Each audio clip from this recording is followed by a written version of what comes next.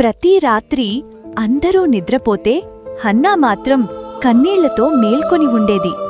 ఆమె గుండెల్లో ఒకే ఒక్క ప్రార్థన, దేవుడా, నాకొక బిడ్డ ఇవ్వు. చుట్టూ అవమానాలు, నీకు పిల్లలు లేరు అని గుచ్చే మాటలు. కాని ఆమె ఒంటరిగా లేదు.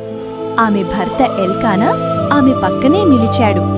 ఆమె కన్నీళ్లు తుడుస్తూ అడిగాడు, హన్నా, నేను నీకు సరిపోనా? ఆ ప్రేమ ఆమెకు బలమయ్యింది.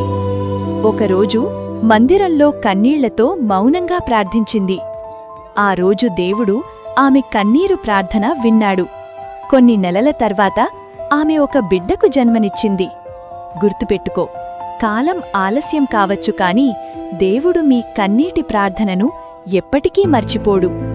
నిజమైన భర్త ప్రేమ అంటే నీ బాధలో నీతో తోడుగా నిలిచేవాడు. మరియు దేవుని ప్రేమ అంటే నీ కన్నీళ్లను ఆశీర్వాదంగా మార్చేవాడు.